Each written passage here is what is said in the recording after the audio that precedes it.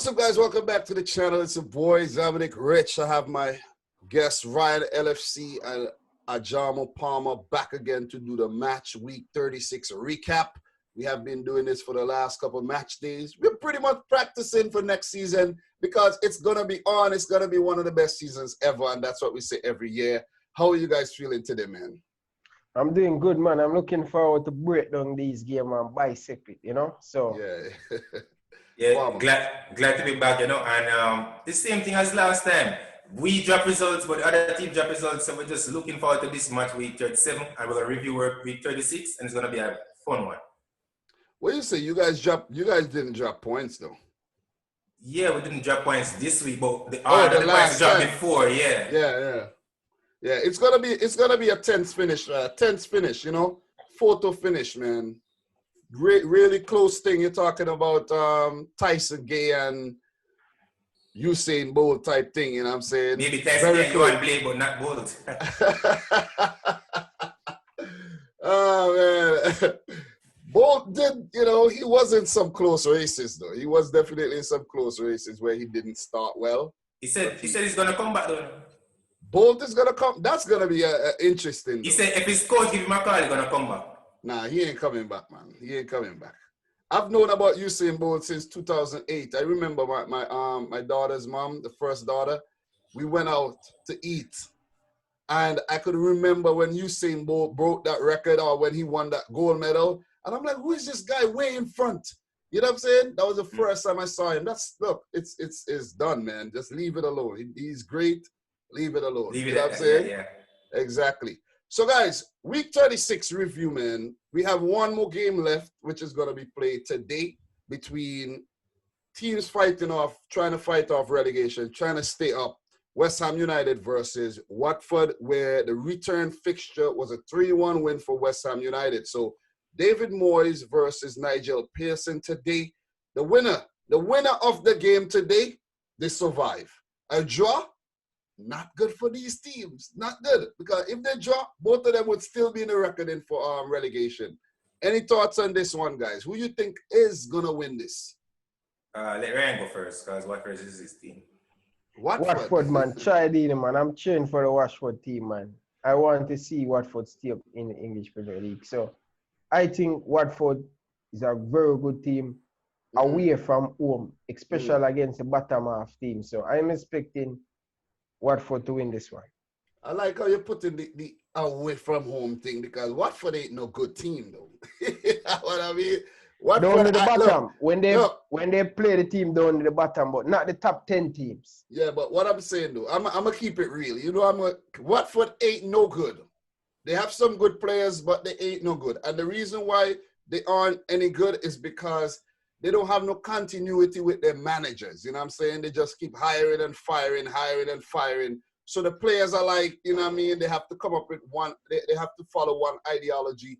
This month, next 2 months, a different one. Next month, a different system. So look, if they go down, I'm telling you right this, like I'm not gonna be sorry for Watford. I won't be sorry for Watford. I like them, you know. I like them.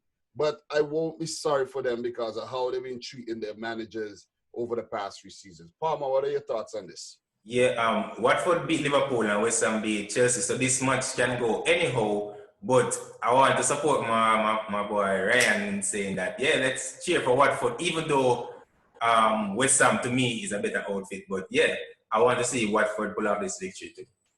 Well, I'm going to say this right now. West Ham, I think West Ham is going to win this game. We're going to watch back this a couple hours from now. The game starts, 6 hours or so from now, or whatever, maybe a few hours, I don't even know. 3 o'clock today, yeah, 6 hours from now, see, not good to second guess yourself. And I think West Ham are going to secure their safety today. They're going to beat Watford. Mikel Antonio, 4 goals in the last game. Watford did win their last game with a penalty brace by Troy Deeney. But Watford, I think, is going to do the double over. No, West Ham is going to do the double over Watford. Oops. Maybe is that a sign? Is that a sign that Watford is going to do the thing? But West Ham is a better outfit. David Moyes, I think, you know, and I think David Moyes is going to get the job done. Seriously. And Watford, their last 2 games are going to be against City and Arsenal. Guys, if Watford don't win today, it's done. They're going down. They are going down. They would have to just simply depend on Villa and Bournemouth to not pick up any points in their remaining 2 games. That's how it's sitting right about now. That's how it's sitting. And we're going to get into the other games. Look, you guys want to know who Villa and Bournemouth play at the end? Okay, let's just take a look at that. Bournemouth play Everton. That's a winnable game for Bournemouth. We know that. That's a very winnable game for them. And in terms of Villa, they play West Ham United. So if a draw happens today, there's still a potential final coming up. So guys, it's crazy at the bottom. It's crazy at the bottom. It's crazy at the bottom. Norwich already relegated. Bournemouth, Villa on the same 31 points with Bournemouth with a better goal difference. And Bournemouth did play well against City. We're going to get to that. And West Ham and Watford. Brighton, they're safe. So any thoughts on who you think are going to go down with Norwich?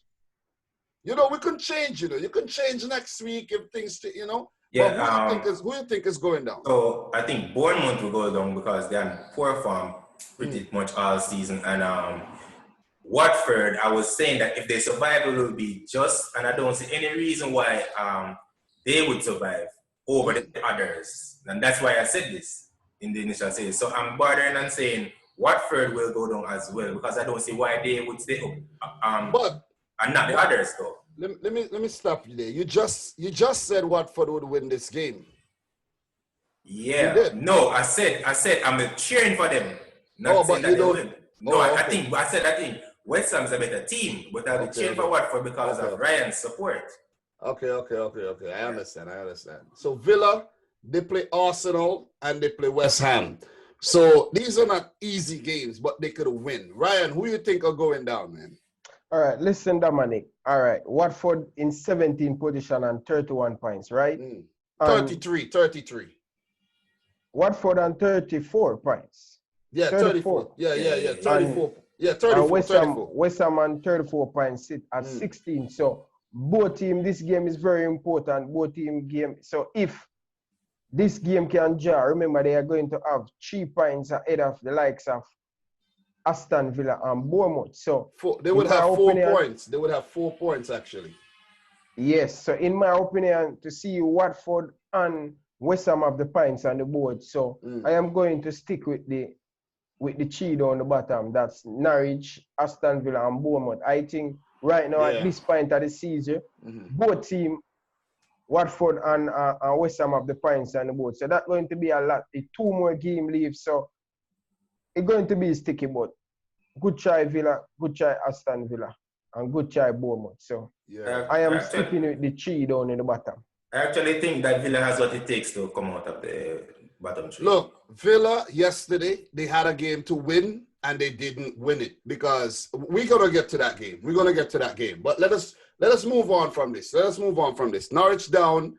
I think it's very close, guys. Anything could happen. Even West Ham could go down right now. Watford could go down. Villa and Bournemouth could yet secure safety if they come out and they play good football. If Bournemouth come out and they play like they did against City and they played like they did against Leicester there, they could survive. And Villa, they just picked up a win as well and a draw. So if they play like that, they could survive. So it's really tough, man. It's tough. Guys, the next fixture, United against Southampton, man. That was a 2-2 draw, man. What a game. This is a game I think I started watching this. I can't even remember if I started watching. No, man, I didn't watch this game. I didn't. No, yeah. Actually, Ryan, I did watch this game, but I didn't watch it live. Yeah, I watched it the next day. Yeah. I watched it the next day, which is, something I could actually When that game played, Thursday gone, right? No, that was Monday. Remember, Man United has 2 games on here. So that's Monday. That's just a game that we're catching up on. We did talk about it in the preview.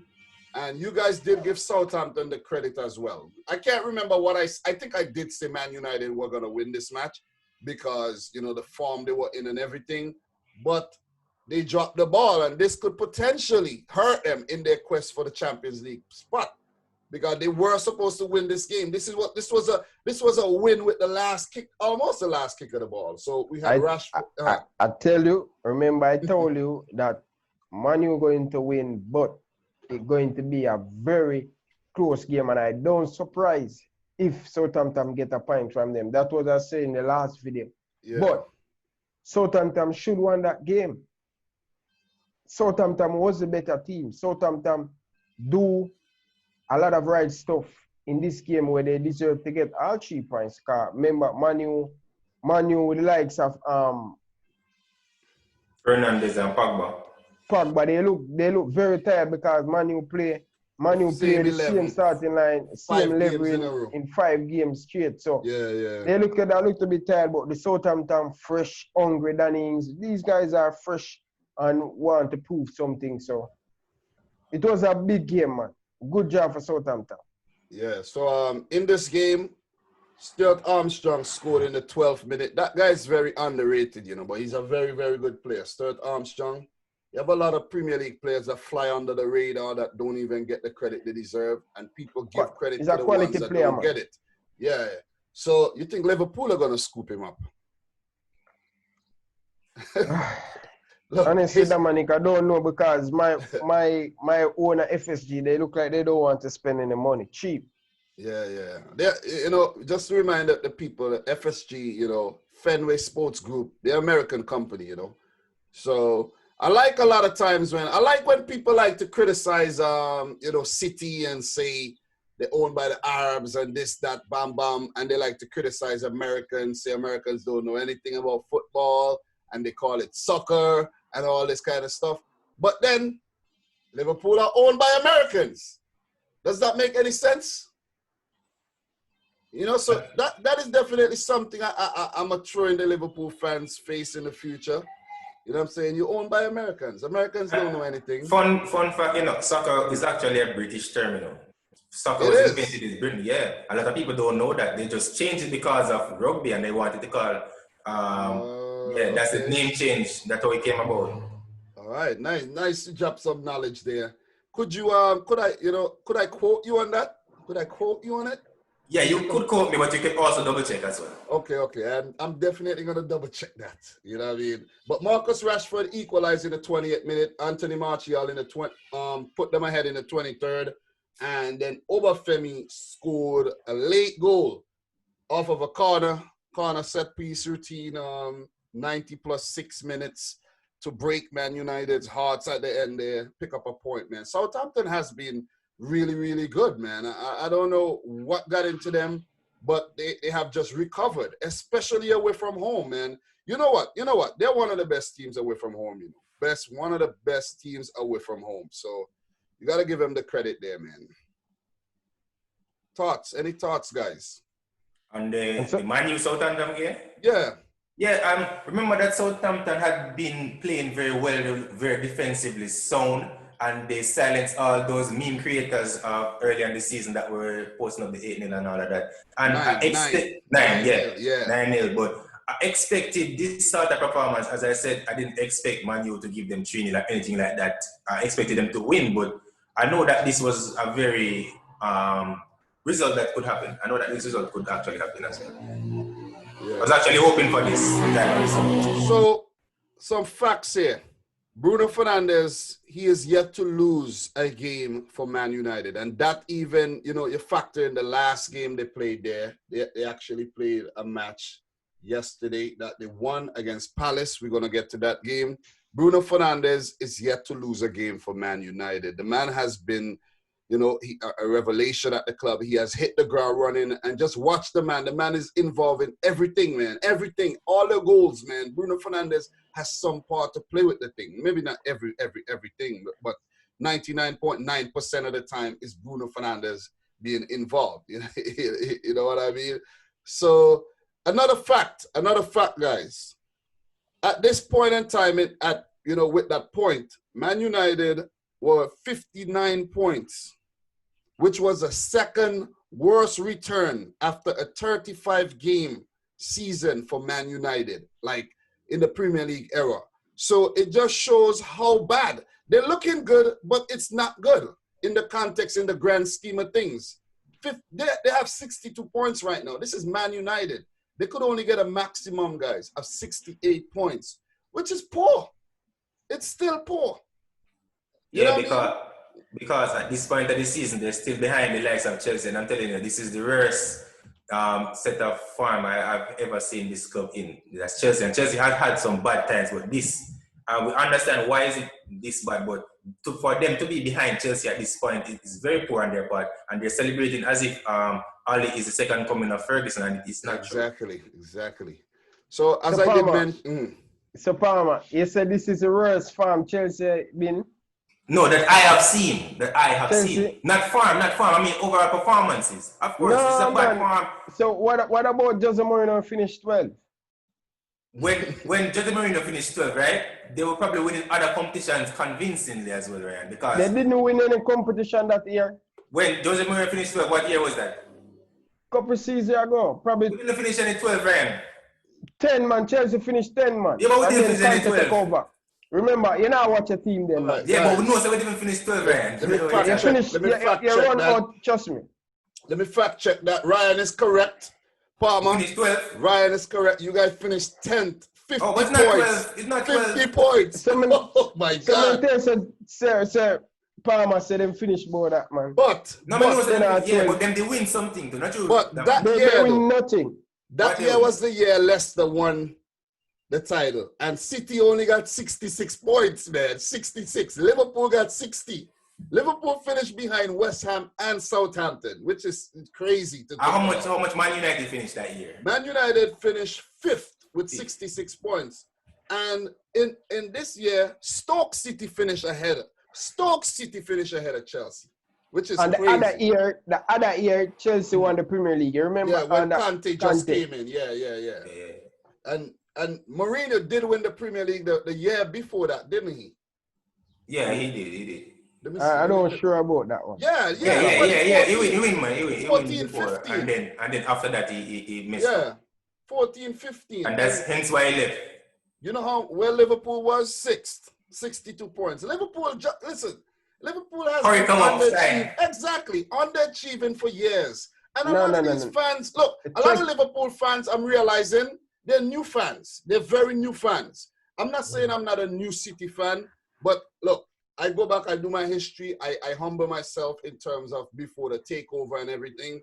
But Liverpool fans are acting like if they were winning things all the time. I wouldn't necessarily agree that they are new. I would agree that they were kept silent for a very long time. Some of them new, you know. Plenty of them. Yeah, they have. I'm coming to talk about 6-0. You won 6 European titles or whatnot. You won. Oh, okay. You won 6. Fine. But you didn't win a Premier League title until this season. Like, come on, man. You know what I'm saying? Not necessarily. You take 50 years to win one. Listen, doesn't matter. But Palmer the goals take 47 here, guys. years to win him first one. I won the Premier League the first year I started watching it. Do you know Chelsea are the biggest spending side ever since 2000? Over 2 billion, even more than City. So when you talk about buying success, stop talking about City buying success. It's Chelsea who bought the success. Both of you guys buy success. Listen, Liverpool buy the success too. When? Bringing in Van Dijk. No. And when the Liverpool fans like to talk about net spend, your net spend is a negative net spend. Negative. Listen, for the last couple seasons. Negative net spend. That money. Liverpool owner do not take no money out of them pocket and no. So this is why I'm making video and pressure them to spend a little bit of money. Ryan, doing the research, Liverpool spent 800 and something million over the last couple seasons, and they only made, according to from player revenue, because they like to throw that and say player revenue and talk Philip Coutinho and whatnot.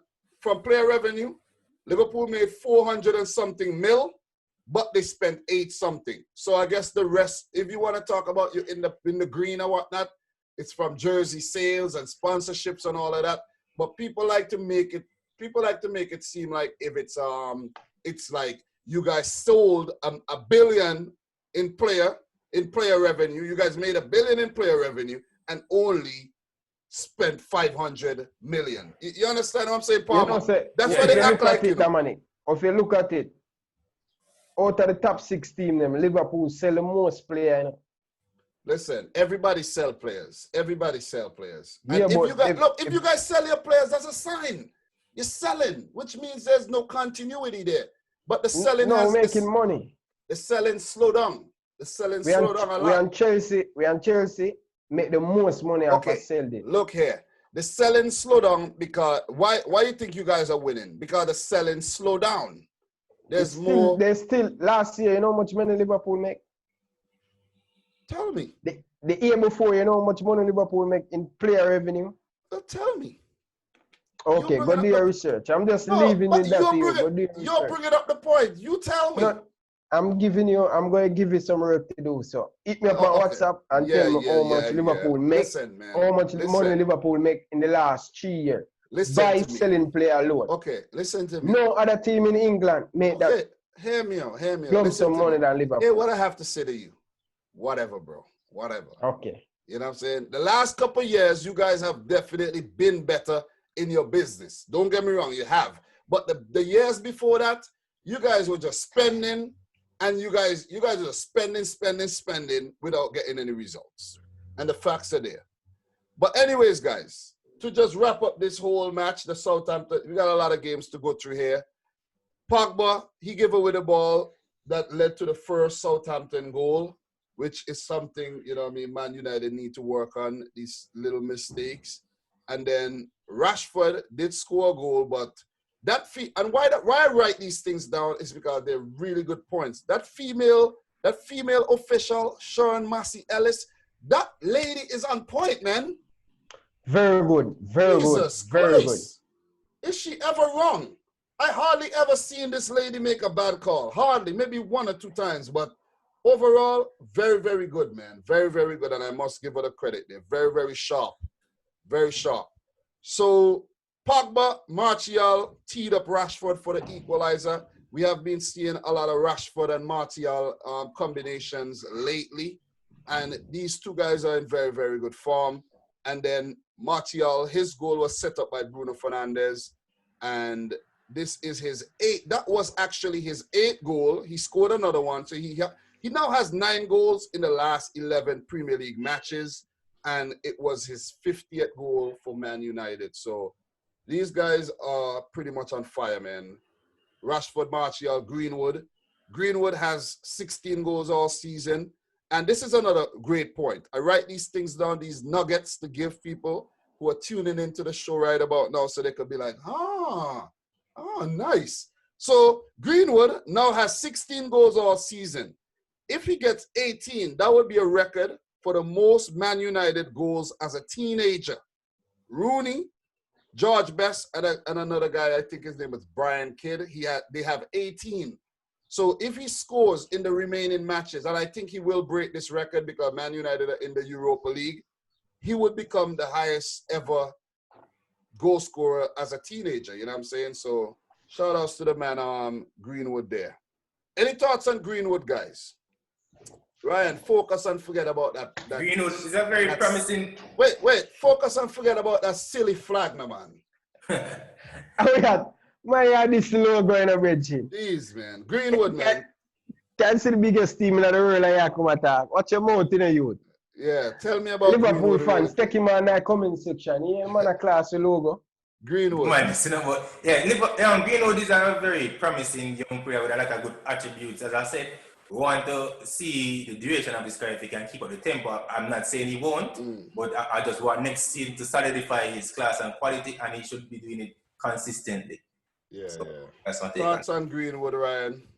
Quality youngster. You have to give them youth them credit. They are being on farm for Manchester United, the likes of Bruno Fernandes. Bruno Fernandes definitely make all of them look very good. But now look, Greenwood, very good player.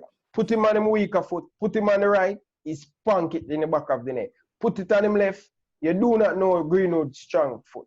He's very good at both foot, talented player, and great form. I want to see what he's going to do in the Premier League next season if he can keep up this form. But he proved himself that he can be one of Manchester United key player, top player. Yeah, saying that, you know, there was a player that swept him off both feet because he turned on the next season and he just took him off both of them. So, yeah, very dangerous player. Yeah. Talking about, what you named it? Bruno Fernandes. I had a thought, but it kind of slipped me. It kind of slipped me there. The thought slipped me when you did say Bruno. It slipped me. It was a good thought, but maybe it wasn't meant to come out though. But in the second half, guys, it was 2-1 going into the second half. Then Luke Shaw got injured. Then Brandon Williams came on. He got injured. United went down to 10 men. And they played with 10 men for like the last 3 minutes of the game. They had used up all the substitutes already. And then James Ward-Prowse, who I think, what a player he is, man. What a player. 90-minute goal, man. Listen, came through the Southampton Academy. He's still there. One of the best dead ball specialists in the league. His corner was put in off Bednarek. His flick on, Obafemi tapping it in 2-2. Big draw. This is an upset. This is a big upset for United because with this win, they would have gone into third place. But it put them back to, I think, fourth. And right now, they're actually fifth. After the game we're going to get into, which is the Chelsea 1, Norwich 0. This Chelsea game, Olivier Giroud popping up again, man. Look, Chelsea got to give this guy way more credit. They have to start treating this guy better. It seems like Tammy Abraham is out of favor again. It's gonna be a sticky one. We could see Giroud and Werner playing, up top next season, and Tammy Abraham warming the bench. What are your thoughts on this, Palmer? Yeah, well, I was telling the guys Sunday that like Tammy is a very good player, but we can't rely on him for a full season. The guys they cuss me and say I'm not a real Chelsea fan and all of that. And I tell them that we need more experience, and guys like Willian and Jerry and them live in the club, so we have to get in more experienced players as well. And they're saying that I'm not a true Chelsea fan because I don't like Christensen and Zoom and these young players. I'm not saying that they're not good, but they're still not experienced enough. They need somebody to steer the ship in moments like these when they're pushing for Champions League and things like that as well. Look here. You're a fan, but you're objective, and you're an intelligent fan who are going to call out the BS whenever you see it. People think that because you're a fan, you must go with every single thing that the club is going with.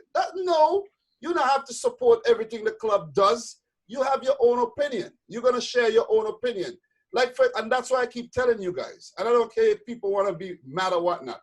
I see Leon Bailey linked to City. I don't want Leon Bailey.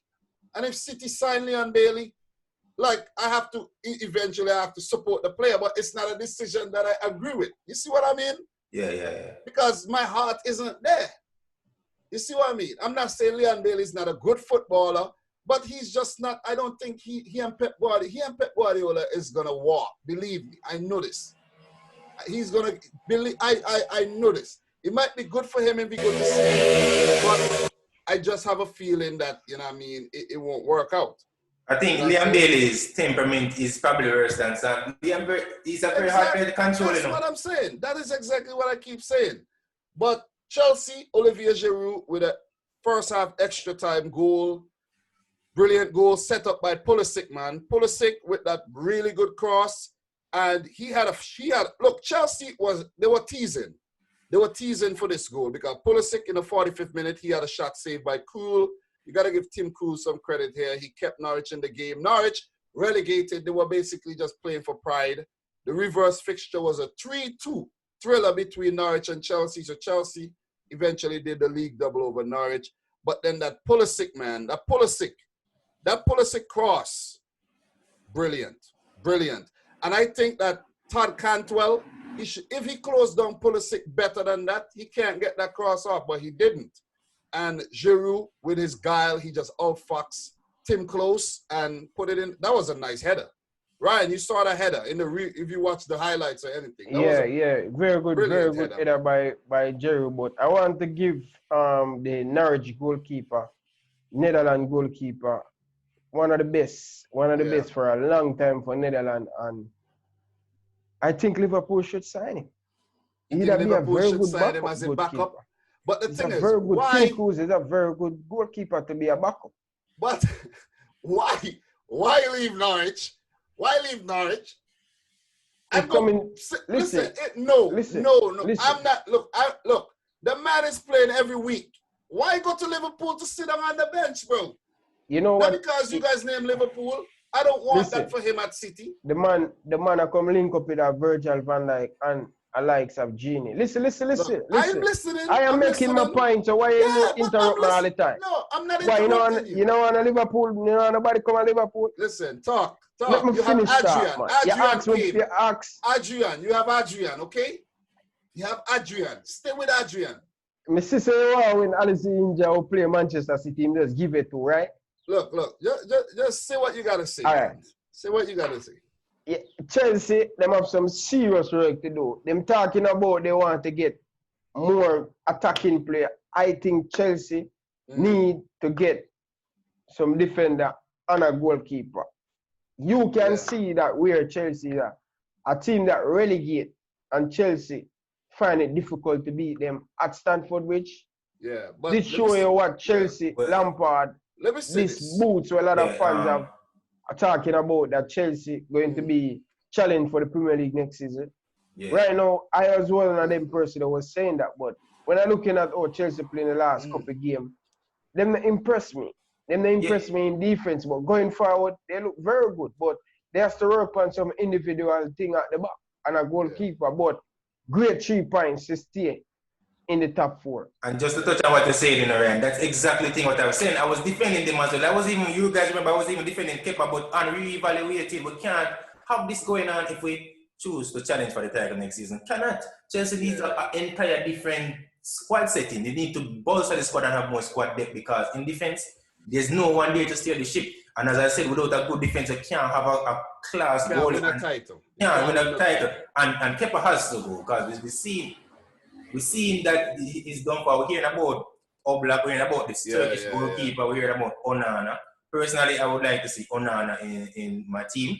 But the other, what's my name? But the other keepers are also, everybody knows Oblak is world class. And that guy from Turkey, he's a very good keeper as well. I know of him too. And Albert can bring something different for this Chelsea team. Because remember, Williams and Pedro, Albert going to bring a lot of experience to this Chelsea team. And look, one of them big guys. Remember, he's a captain of the national team. So he's going to come on and demand a lot from this Chelsea team. And he Chelsea, is the Athletic Madrid captain right now. Look, Chelsea being linked to Oblak is a big link, but it's really hard to see Oblak leaving Madrid. Atletico Madrid, where he has been, and he has been successful for a long, long time.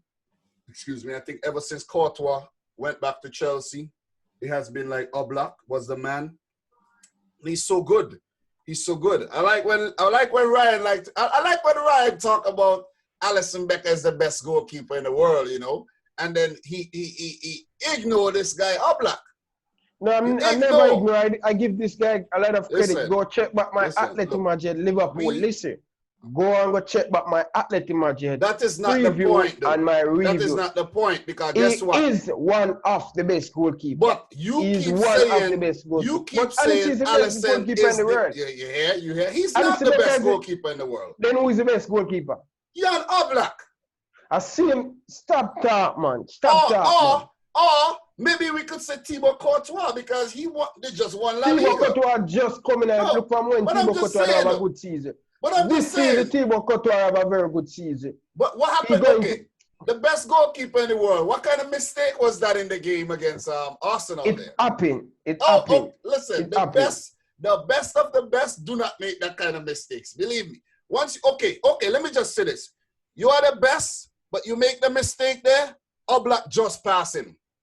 Let's just say that. You lose points. I see him say, come tell me about Bayern Munich are the best team. Okay, let me tell you this. Bayern Munich on form is one of the best teams. That's what I said. I never said they're the best team. Said right now Bayern Munich are the best team. Look, I said on form. I never said they're the best. Why would I say that? Munich is the best Why would I say that?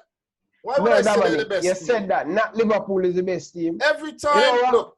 Every time. I'm going to play the vice. I'm going to... No, don't do anything like that. Look, okay. I said when I talk about best team, it's always on form.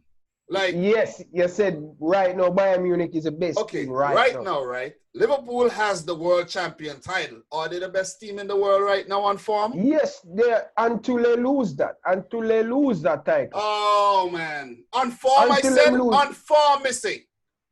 No, exactly. But overall, Liverpool is the best team right now. But okay.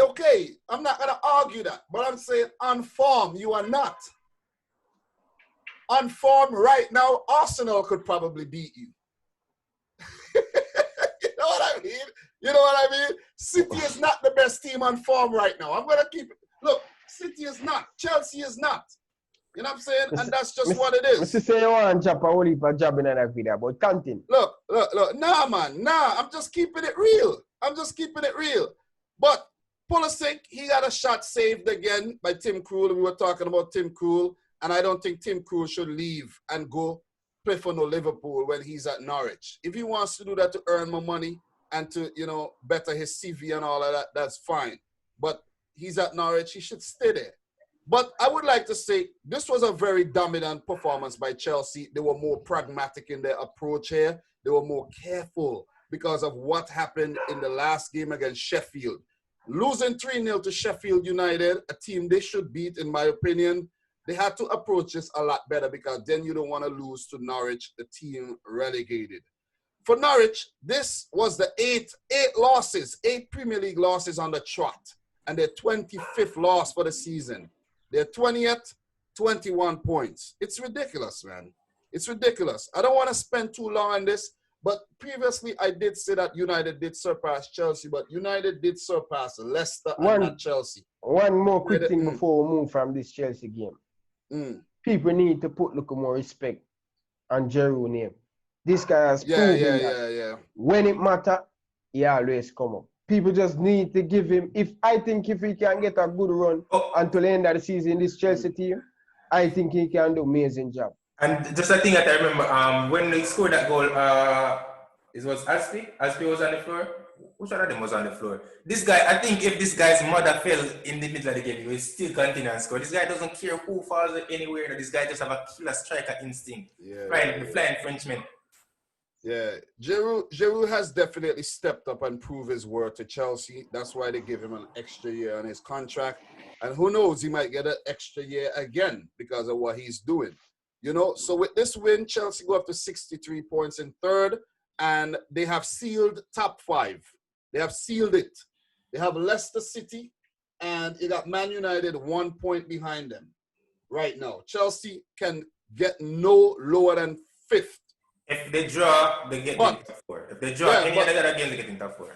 Yeah, but they can't get no lower than 5th, right? Yeah. Chelsea's remaining matches, however, are against Liverpool and Wolves, which is very, very tricky. Very tricky. They play Liverpool at Anfield, which has proven that it's impossible to beat them there. But Chelsea, one of Liverpool's bogey teams recently, and they could actually pick up the Wolves. They're a beatable team. You guys need to win these matches to just put everything beyond the shadow of a shadow's doubt. You don't want to depend on no other result. If they draw, they get in top 4. Because if they draw what? The 2 games? Any one of them, they get in top 4. Because one of Manchester United and Leicester have to take out each other. That's true. If the one win, the other one won't get top 4. If they draw, one of them will get top 4 and Chelsea will also get top 4. Okay, so what if Chelsea draw their next 2 games? They will get top 4. Pick up 65 points. No, they won't. Think about it, right? Look, there's 2 matches left, right? 2 matches left, right? You hear me. Hear me before you say this and confuse yourself. I don't confuse. No, hear this. Chelsea has 2 games left. Leicester and Man U play each other. But if Chelsea draw their next 2 games, they could only finish on 65 points. If Man U win their game and Leicester win their game, their remaining game, and the other game draw or whatnot, Chelsea are 5th. It means that these teams will pick up 4 points each, and Chelsea would only pick up 2. So United play West Ham. They could beat West Ham. So let's say United beat West Ham and draw against Leicester, right? That's 4 points for United. Take them up to 66.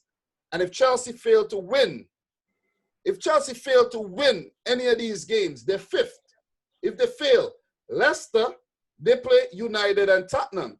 If Leicester pick up a draw against United and they beat Tottenham, Leicester would finish ahead of Chelsea because of goal difference. Chelsea's goal difference is not good. Chelsea has a plus 15 goal difference, while Leicester has 31 and Man United has a plus 28. So that's why I had to stop you there. That's why I had to stop you, because you were going down a wrong path there. Chelsea need to win their remaining games. I don't want to hear nothing about draw or whatever, or lose or whatever. Chelsea drop points here, they have to depend on the other teams. They have to. And that's where we're going to leave that one, man. Norwich City, I don't even want to talk about these guys, man. Seriously. Because they have just let me down. They have let me down. I thought they would have done better. They play Burnley. Pookie party and all that kind. Look, they play Burnley and they play City on the final game, match day. It's both losses. They're done. They're done. We're going to move on to the next game, guys. City versus Bournemouth. This is my team. And I have to say right away, we won the game 2-1, but I wasn't satisfied with the win at all because Pep changed up the team a lot. He made 6 changes, and the team just looked like we made 6 changes because the back line that he played, he even took off Kyle Walker at halftime and brought on Eric Garcia as a right back. And then he took off Mendy, brought on Zinchenko. We looked a mess at the back. Stones and Otamendi together, oh my God. We just looked a mess. The reverse fixture was a 3-1 win for City. Eddie Howe has never won a single game against Manchester City. That's a fun fact. And Bournemouth are holding on to their Premier League status by a thread. The thinnest of threads you can think about. Guys, one thing I want to touch on. City's, quickly I want to hear you guys' thoughts. City's 2-year European ban got overturned this week, man. Thoughts on that, Ajamo? Yeah, well, it was very, I expected this, right? Because I said it to you, remember? And I expected this. It was very nervy for me because I wasn't thinking about top 5 at all. I just was focused on top 4. I knew the outcome of this. I was still shocked when it came up, but I knew that this would be the outcome because why would they post a statement just before the hearing that they're going to scrap financial fair play and still go through that ruling? Yeah. Plus, there's some under the table activity as well. And I think you think there's under the table activity, or you think City just hired some good lawyers, man? Exactly, and that's what I'm saying as well. And why would they have to still play a fine if they're innocent? However, because I think it's a fair ruling. Failure to cooperate. Okay. Failure to cooperate in the investigations and whatnot. It's like, and people say, oh, failure to cooperate, you have to be guilty. If somebody accuses you of doing something, you don't want to cooperate with that. You're like, I'm innocent. Whatever, man. Leave me alone. I didn't do that. That's true. But you have to look at the legal processes, Dominic. If police call you in, I'm not saying they do anything, but the police call you in for questioning, you have to turn in yourself. But if you're innocent or not. The police does not work for free. I just think, and that's what I'm gonna say as well, because the 10 mil is just administrative fees. Costs. That's what I was gonna touch on. Yeah, administration. You know, it's like you go. And you waste the court time or whatever. Exactly. Like that, yeah. Look, I'm not saying this is a traffic ticket or it should be compared to one or whatnot. But if you go, you get an infraction, a traffic infraction, and they throw out the case. They still charge you. They still charge you a surcharge for the court's time and everything. The ticket, you still get charged. Yeah. Because you still get charged. The evidence wasn't substantial because it was illegally sourced, because it was hacking. That's one of the things as well. Exactly. And you'd have to hack every other account to know what the handling. So all of this is that you could hack. Look, you could hack something and alter it as well. So yeah, that's true. You couldn't stand in a court. Look, I'm not here to defend City. But innocent until proven guilty. That's what we live in a world where, you know, there's a justice system. If you live in a world where there's no justice system, well, you do your thing. But we live in a world where there's a justice system and justice must prevail. You know what I mean? And we won the thing and I feel good about it. You know what I'm saying? I made a whole video about it. So if you're watching this, go check it out. Ryan, your brief thoughts. I know you did make a video on it too. So honestly, I'm telling this, I don't really care about FIFA and care about the FA or whatever, but what I'm trying to say, this, for me as a Liverpool fans, I am so happy City win that appeal. And I'm going to tell you why I'm happy. And if some of you Liverpool fans naive and say, oh, you're talking about you're happy Manchester City win the appeal, look at this. I'm giving you facts now. If Manchester City get banned from Europe, right, for 2 years, remember, next season, this season Manchester City going to strengthen, right? No matter who Manchester City go for this summer, they're going to pay very good money for them. And to see Manchester City not playing in the Champions League 12 game, Manchester City rest. Yeah. You can't just give them the Premier League title. Basically. That is ridiculous. If they have 12, they played, Liverpool played 12 more games than Manchester City. That's going to be too much for a quality team like Manchester City to pull back. So I am so happy that Manchester City playing in the Champions League next season. That's good point. Good. That's a smart way to look at it, Ryan. I look at it this way as well. Remember that man, remember me to tell you, say, you guys going to win it before it even got even cool. I said, basically, City going to win this because I didn't want City to get back. That's my honest opinion. If you look at it this way as well, if you look at it this way, the bigger picture, you don't want to be the best in Europe if you're not playing the best as well. Because how would it feel? It feel like an empty victory if you know that you're not playing a class team. Because it would be what if a Manchester City was in it. So it's I like playing Manchester City and I like beat them, man. I love beat Manchester City. So wait, what happened to the 4-0 beating you got the other day though? That was a beating. Listen, that was a beating. That's how it's supposed to go. Hold on. That's how it's supposed to go. You beat me at your yard and I beat at my yard. But it wasn't that type of beating though. We didn't score a goal. It wasn't that type. That was a beating. You talk about pull down pants and beat. Yeah, but I pull down your pants and beat you too. No, not like that though. Not a 4-0. Yes, in the Champions League, you forgot? No, but 4-0? 3-0. No, I'm talking about 4 though. 4-0? So the champion getting beaten 4-0?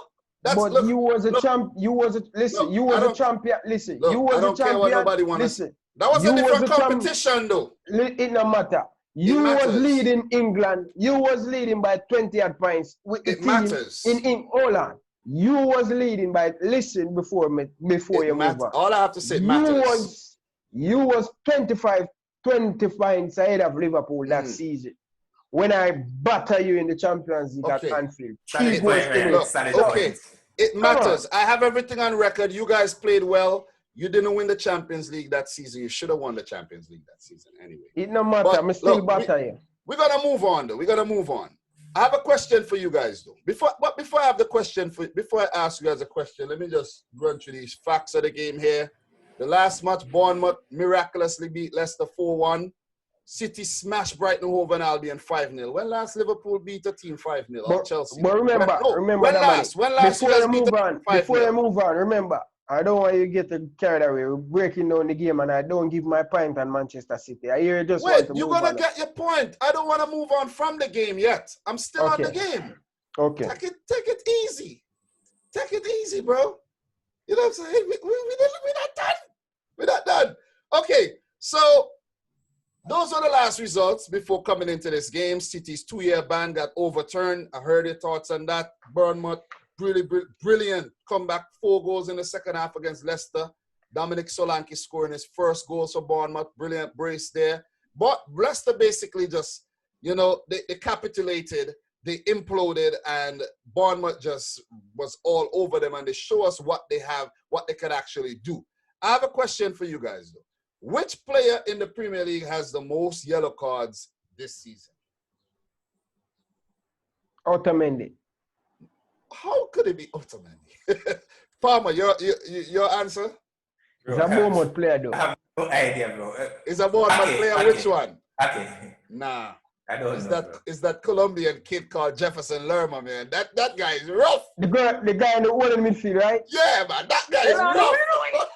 Oh my God. Yo, that guy is rough. And it takes us to the first goal where Lerma took them Silva. He took them Silva, who stepped up and took an exquisite free kick. Jesus. Wicked free kick. Free kick. I want us to sign Silva for one more year, man. 1 more year. if we could sign on Fernandinho, we could sign Silva on for another year, though. You know what I mean? But the Bournemouth goalkeeper had nothing. He couldn't do anything. Silva, man. Class of a kick, yeah. Don't worry, you have young Phil Foden. Don't worry. Yeah, that's true. But Phil Foden hasn't proved himself yet to like step. Well, he haven't been gotten an opportunity. You don't give him like Curtis Jones. You don't give him game to play. No, I don't mean he haven't stepped up to take anything yet. No, but today him play good, tomorrow he bench him. Today him play good. No. It's rotation, bro. It's rotation. Okay. Managing the player well. You don't want him to pick up an injury right now. He's a young player.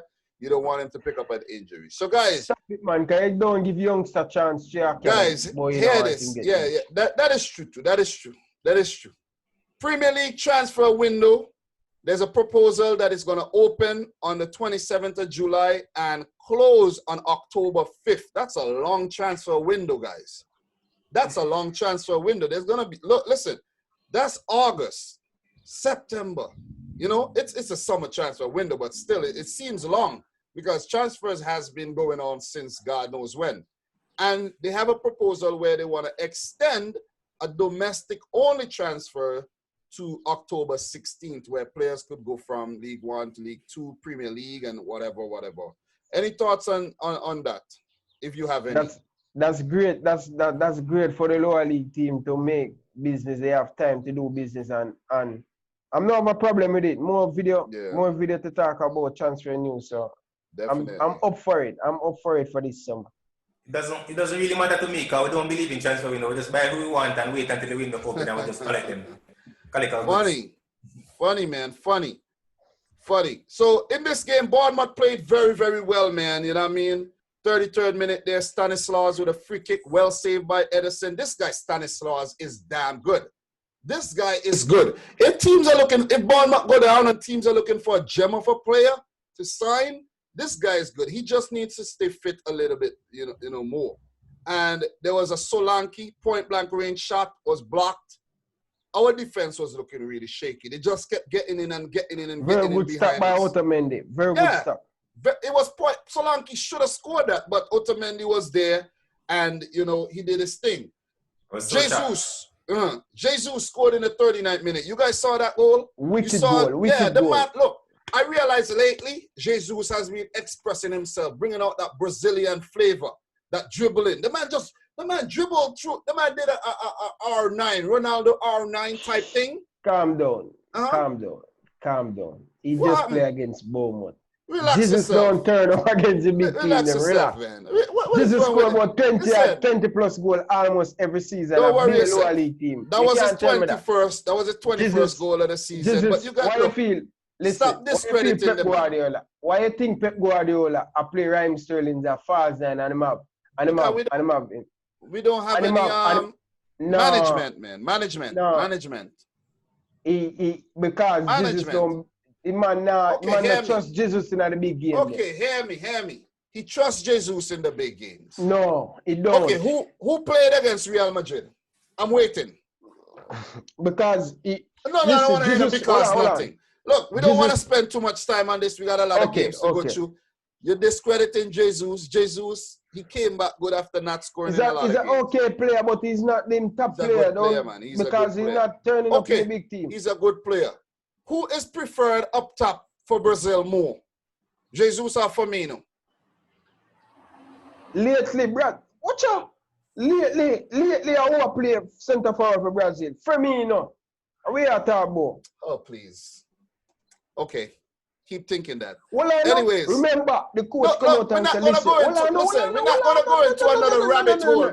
Don't do Roberto Firmino. No. Okay, I get the point. Season, but look, we don't want to get into the rabbit hole, Brazilian rabbit hole here again. You know what Brazil coach said to Roberto Firmino? Jesus, I'm sorry, I cheat you. Okay. Listen, last year the man said to him, I'm sorry, I cheat, Roberto Firmino. Jesus. So put the respect on the Brazilian number. You're not putting the respect on Jesus. You talking about Jesus? How many freaking goals Firmino got this season? You know what I'm saying? I know you're gonna say it no matter. He's build up play, but he's a striker. Goals is what counts. When you come correct. Jesus has proven himself more effective lately than Prove Firmino. himself against Leighton It Orange. Doesn't matter though. It Against doesn't Leighton matter. Orange and It Bournemouth. doesn't look. It doesn't matter. When last him turn up in a big game? Tell me. Doesn't matter though. Look, Okay, remember the stat I gave you the other day that every time Jesus score, we win the game? Against smaller team.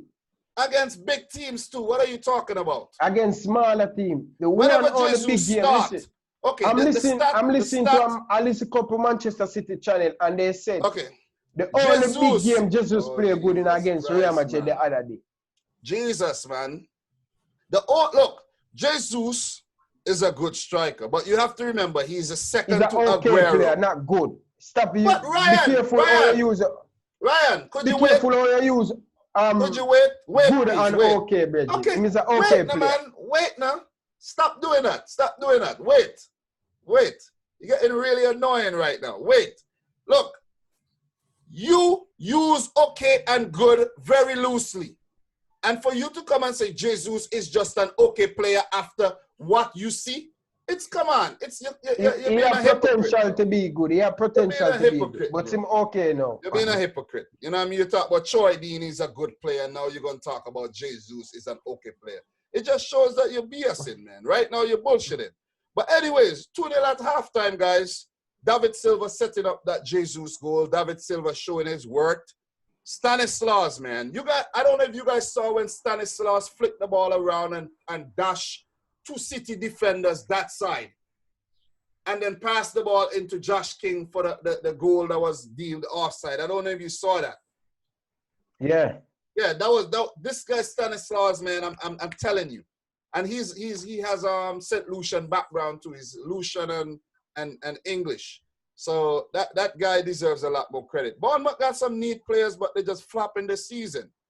72nd minute penalty awarded. You wait, man. You wait. You had your turn. Look, Palmer there hasn't even said anything. You just talking a whole bunch of nonsense about Jesus and, Brazil and going. Let the guys fight it out. That was going to join it. We don't want to but that was going to join it, yeah. We don't want to go down that Brazil rabbit hole because look at what happened. Look at how Edison performed so well in this game. Some big saves.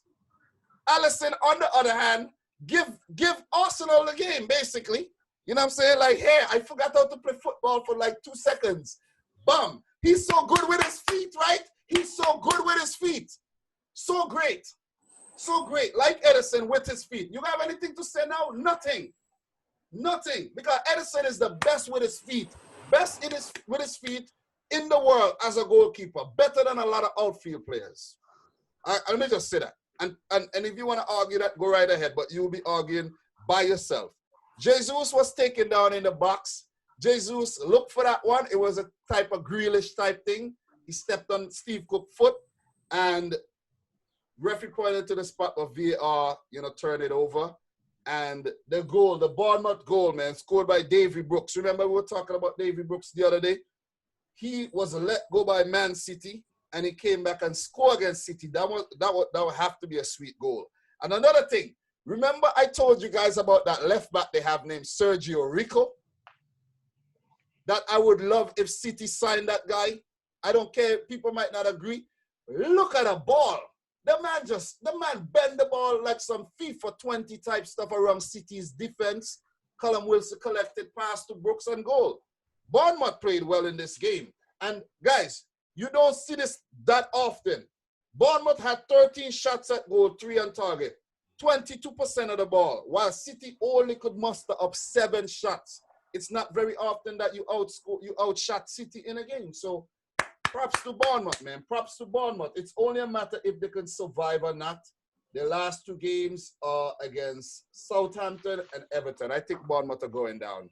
And City have secured 2nd place. Yay, we're in the Champions League next season. Guys, what are your thoughts before we move on?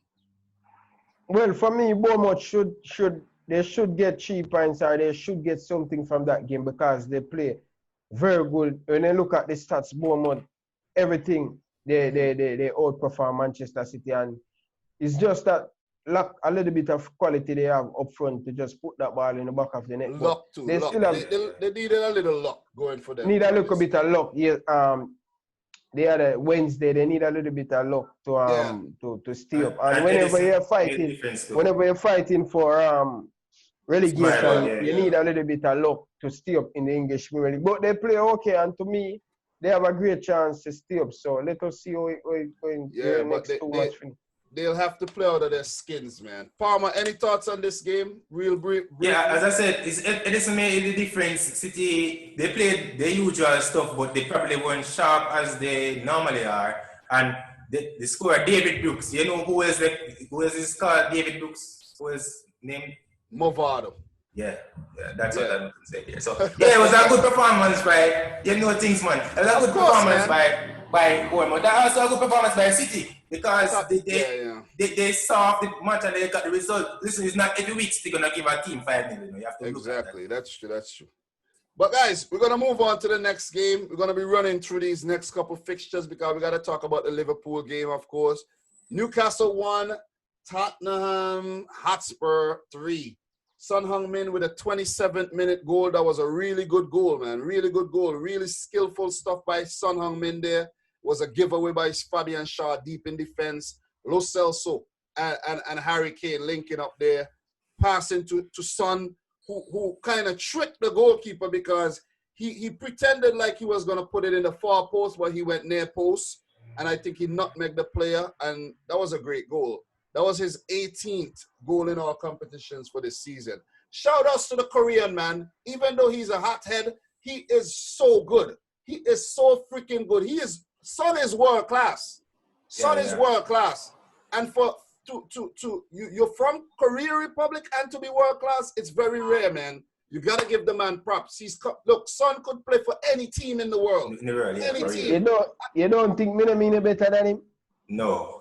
Oh God, we're gonna get there. We're gonna get there, though. Come on. I'm just joking. I know you are. Definitely have to be joking. How old is Son? About 27. About 27, I think. And I love to have him at Liverpool. This guy that do well at Liverpool. Yo, we love to have him at any team, brother. We love to have him at any team. Any team would love to have Heung-min Son. This guy is a Galactico class. A quality player, man. You have to give them credit, man. The man is good, man. The man is really, really, really, really good. You know what I'm saying? It's better than being an Hazard at right now, presently and farm. So yeah, good player. Look, Jose Mourinho, man, he wasn't happy about City's ban getting overturned either. You know, Jose Mourinho, man, I don't know what it is, man. This guy. But Klopp wasn't happy either, bro. Yeah, Klopp wasn't happy either. But these guys have to stand up to whatever they believe in. You know what I mean? It's what they believe in. You know, if you believe in that, that is what you believe in. You know. Klopp not happy. Who said that? He wasn't happy, bro. That is what reports claim. That's reports. I listened to the Klopp press conference. What he said? That he said fear to Manchester City. That's what I heard. That's not what I heard, bro. He's not happy. I heard that different clipping. I wouldn't tell you that I watched his press conference, but I heard the clipping and he wasn't. He's not happy. He's not happy. Let's just say that. Sometimes they take out the worst part out of the clip. Look, yeah, but they said the worst part and the fact that it's there, bro. You actually said it. Look, Klopp don't have nothing against Pep. Klopp just not happy. But anyways, it was a 1-0 win for Newcastle in the reverse fixture. So Tottenham, the back was against the wall. Newcastle don't have nothing really to play for. They're just waiting to see if they're going to get taken over or not, to see what they're going to do next season. But 1-0 there in the 27th minute. And we had brilliant save by Dubravka. Son with a really good shot. Dwight Gale hit the post from a corner. He should have scored there. And then Matt Ritchie. What a freaking left-footed volley, man. This guy is good enough, man. This guy good at set play, and this guy's a good, okay player to me. Who? Matt Ritchie? Yeah. I like him, man. Neat little player. I like him a lot, man, Ritchie. I think he's a left back, but he could play at right back. One out of the two. He's a right back. He can play left back and left midfield too. Yeah, but a midfielder in normal position still. That guy made a really good run. Valentino Lazaro, who's on loan from Inter. Really, really neat player. I like him. Really neat player. Newcastle should try to hold on to him. But after he went through, Aurier basically set up Ritchie for that nasty volley. Aurier, news on him, his brother got killed this week. You guys heard about that? Yeah, I hear about that in a his brother got nightclub in shot. French. In France. Yeah, his brother got shot there. So thoughts go out to him. You know, he came out to play the game still. And after that, man, Tottenham, they took the game by the scruff. Bergwijn with a brilliant cross. This guy, Steven Bergwijn, really good player. That's a steal of a deal, man. And Harry Kane, who was making his 350th club appearance, altogether, all the clubs he played for, scored his 200th club goal with that wicked header. That was a good header. And, you know, late in the match, Lamela, one-on-one after he was released by Kane, the deflected shot was headed in again by Kane for his 201st club goal. So Tottenham, they go up to 755 points, and they play Leicester and Crystal Palace next. They could only get 62 points max. No, they go up to, they could only get 61 points max. Yeah, 61. And they can't get Champions League anymore. They're just going to hope for Europa League. But the thing is, I made a note here. They could only get a 61 points max. Man U and Leicester has 62 points with a better goal difference. So they can't pass Man U and them anyways. You know what I mean? So Europa League is the best possible outcome for Mourinho and Spurs. Guys, before we go on, what are your thoughts on the whole Ndombele thing? Mourinho not playing Tottenham's most expensive player, man. You asked us that last video down. Yeah, but we got to ask it again because he wasn't even in the 20. It's a developing saga. He wasn't in the 20. That's Jose Mourinho, so nothing new. I don't know what's Jose Mourinho have with the most expensive player. The club need to get involved with this because they cannot have the most expensive player not even in the squad. And the something thing is going wrong, but in link with Barcelona, so let us see. The thing is, Brian, you're not going to get back the money for him because Barcelona not going to pay 70-something million pounds for this guy. Well, how you want to see it, right? Because Mourinho, the results aren't superb, but he's getting results, right? Nah, Mourinho, look, for a club of Tottenham's stature, Europa League is unacceptable. No, that's not on Mourinho though, because Koch left it in a very destitute position as well, and Mourinho's farm is better than Poch's farm. If Mourinho had been there, he can make the case that he would have gotten them further, right? True. So if you look at it that way, his decision, if it had failed, it would have been more of a problem. But seeing as he won that much, yeah, the thing too is not Mourinho didn't buy the player, so exactly that argument. I was gonna say that as well. Yeah, he could argue that he didn't want this player, he doesn't fit in his system and all of that. He can make a lot of cases as why he dropped the player as well. So Tottenham play Leicester, which is a big game. Leicester has to they gotta win that game. They gotta win the game or pick up a draw.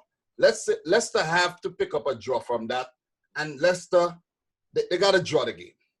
Leicester has some big games left. I think Leicester play Tottenham and United, which is rough. They could miss out. They could miss out, which would be heartbreaking for them. Tottenham, they play Palace on their last match. That's a winnable game for Tottenham. So I think Spurs, let's say Spurs, and I say Tottenham every minute. They're gonna get Europa League next season. Any closing thoughts on Tottenham Hotspur? Any closing thoughts on Newcastle before we move on? Well, Tottenham deserve a 3 points and some very good goal by Hurricane, and to see Hurricane score 200 goal in his career at the age of 26, that's a lot of goal, bro. Yeah. To me, he can score 50th goal. So, guys, the next fixture: Burnley 1, Wolves 1. This was Wolves. They hot. 1-0 going into the final moments of this game here. 1-0. And they concede a penalty, which actually happened in the reverse fixture where Burnley was actually leading 1-0 and Raul Jimenez scored a 98-minute penalty.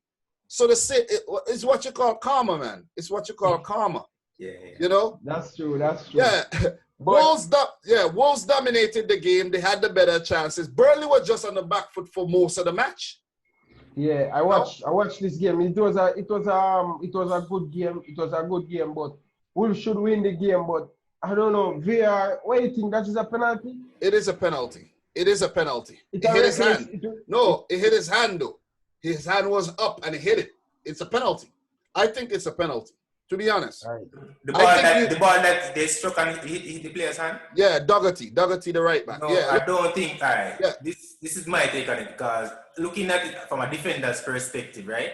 Mm. If you're trying to defend and you put your hand in a position where you don't have any control of it, because remember, you have to factor in things like balance. And if someone strike a ball and they hit your hand, I don't think it should be a penalty like that. It's a penalty. Put your hands behind your back and jump up or something. Look, it's a penalty. That's what I'm saying. Maybe you haven't played as a defender, as I'm saying, saying it's a penalty. You don't need to play to know. There's coaches that never play. Huh? No, I'm telling you. Look, there's coaches that never play football. Mourinho. Exactly. Yeah.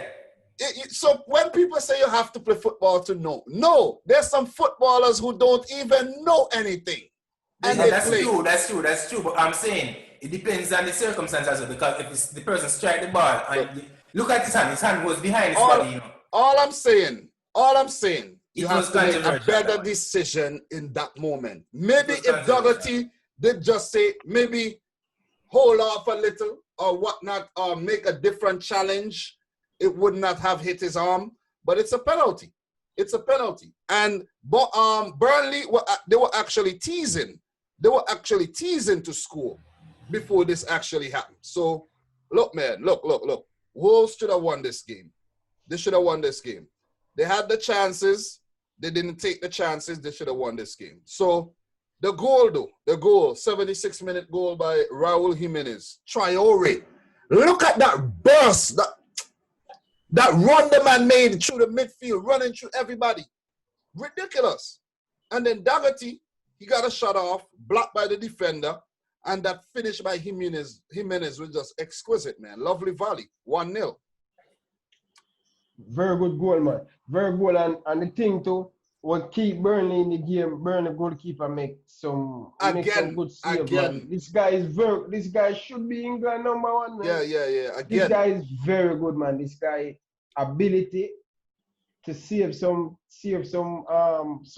shots. Because the thing too, right? Great goal by Jimenez. Palmer, I don't know if you watch this game or watch the highlights or anything to see the goal. But Wood had an open goal. New Zealand's finest. He had an open goal to score a header and he put it wide. That's why Burnley deserved the draw. And then the handball, it was a bicycle kick, an attempted bicycle kick. That probably threw off Dougherty while he handled the ball. You know what I'm saying? That's what probably threw him off. And exactly, that's what I'm saying. Due to the circumstances, Dominic. Think about it. When I personally defend, you know what I do? I put my hands in front of me, because when you put your hands behind you, the ball can trail and it hit your hand as well. You know, but if it hit you behind, it shouldn't give it a penalty, because that's what I'm saying. His hand was basically away from the ball. Yeah, his hand was away from his body. His hand was toward the goal, you know. He set his body towards the ball this side, but he touched the hand that is away from the ball. I mean, that's what I'm saying. His hand was basically behind him. This didn't hit him up here, you know. It hit him down. I know, but that hand was trailing. What I'm saying, this part of his body was facing the ball when it was struck, right? Yeah, and it touched the hand around here. That's what I'm saying, due to the circumstance. I think it's a penalty. And Wood stepped up, and that was an exquisite take, man. Unsavable penalty. And Burnley, they still have a slim chance of Europa League for 7th with the playoff spot. And only if Arsenal doesn't win the FA Cup, they could actually get that. Because if Arsenal win the FA Cup and finish outside, then Arsenal would take that extra Europa League spot that the winner gets. But if a City, Chelsea, or United win the FA Cup, then the 7th place get the Europa League spot. That's how it actually works in England. And that was, look, Wolves. If Wolves had picked up a win in this game, they would have went up to 58 points. They would have been in, they could have barely sneaked in the top 6, the top 4 race, because they do play Chelsea, right? They do play Chelsea. And if they defeat Chelsea and defeat the other team, let me see who else they play. They play a winnable. they play Chelsea and Crystal Palace. So if they had moved up to 58 points and they pick up 2 wins and they go up to 64, they would have been in the reckoning. But now it's only Europa League is the best hope for them right about now. They're in 6th. And I think they would just get it. I think they would just get Europa League. Burnley, I don't think they could still get it, but I don't think it's going to happen. They could only get a maximum of 57 points. They could still get it, but you never know. You never know. But Burnley has been overachieving with the squad that they have, though. Got to give them props for that. Wolves, hard luck, but you got to finish off games better than that, man. Closing thoughts on that? Well, Wolf game on, right? Wolf. Yeah. It's a fair result.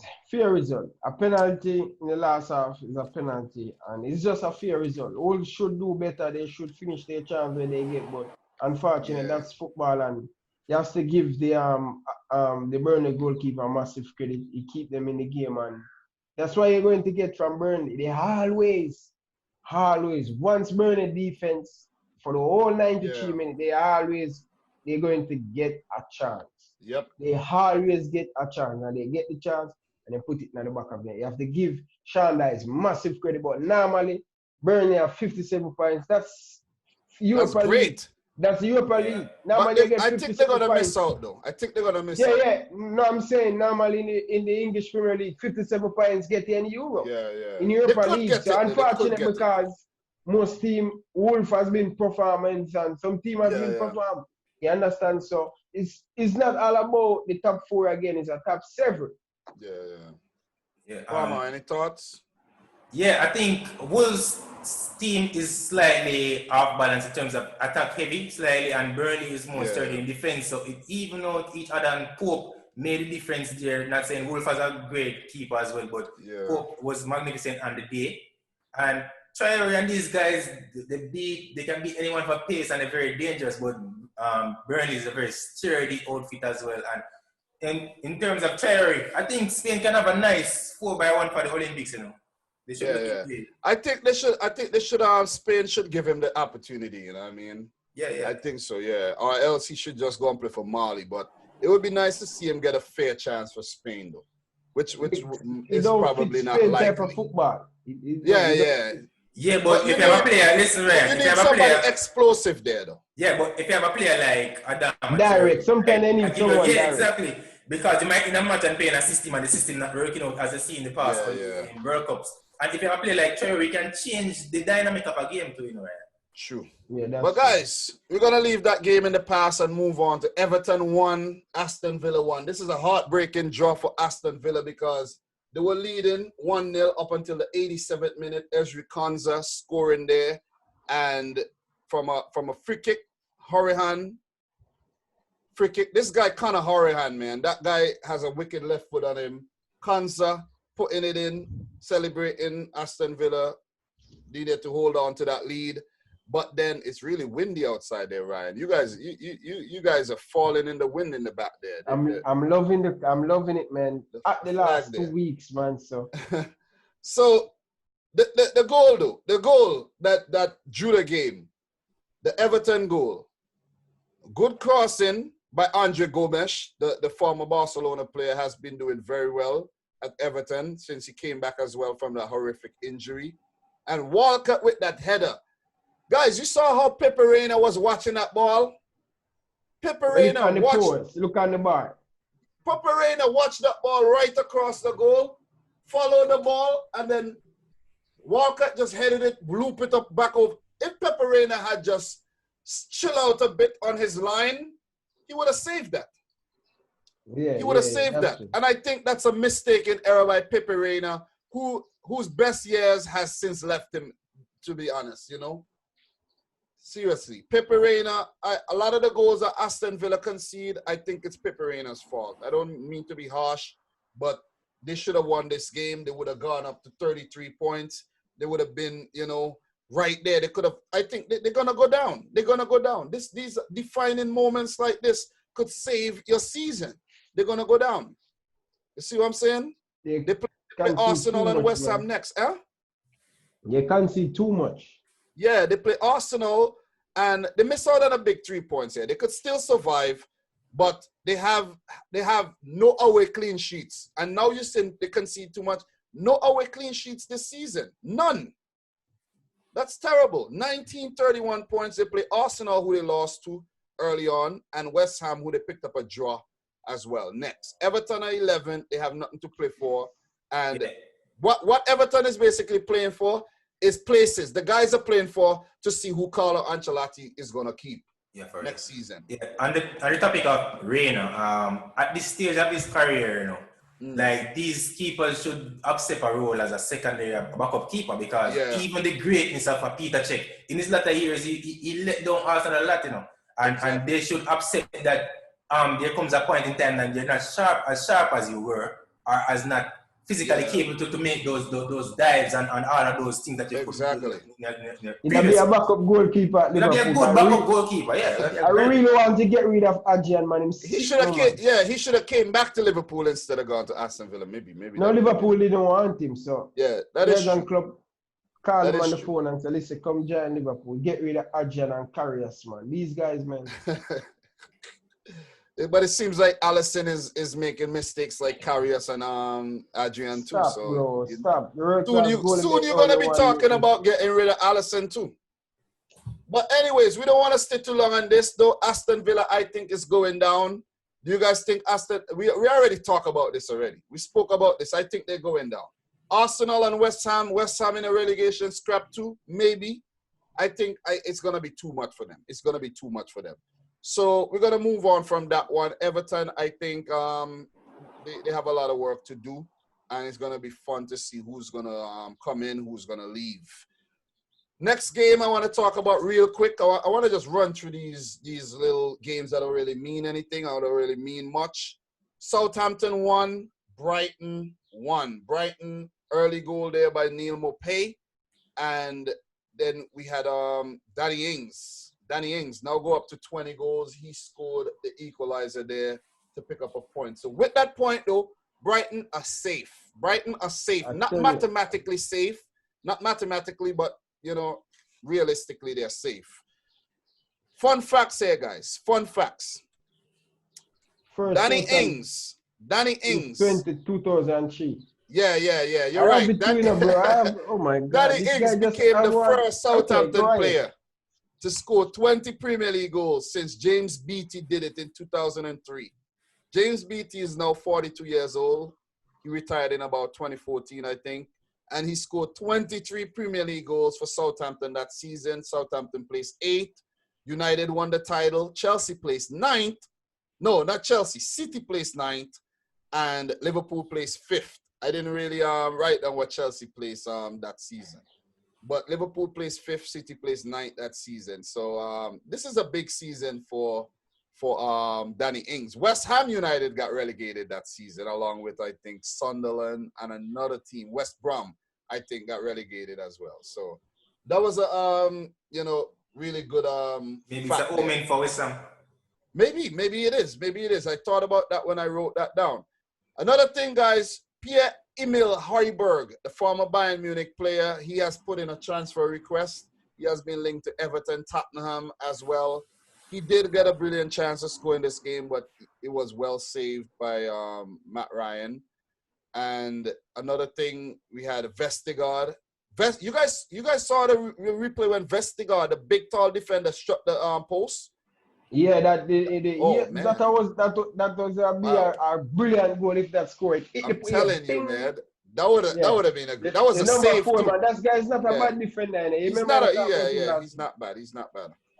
And then Bissouma, the holding midfielder there, another rough guy in the Premier League. He had a great chance to win the game for Brighton, but he the shot wide. The guy who scored for Brighton, what's his name again? Maupay.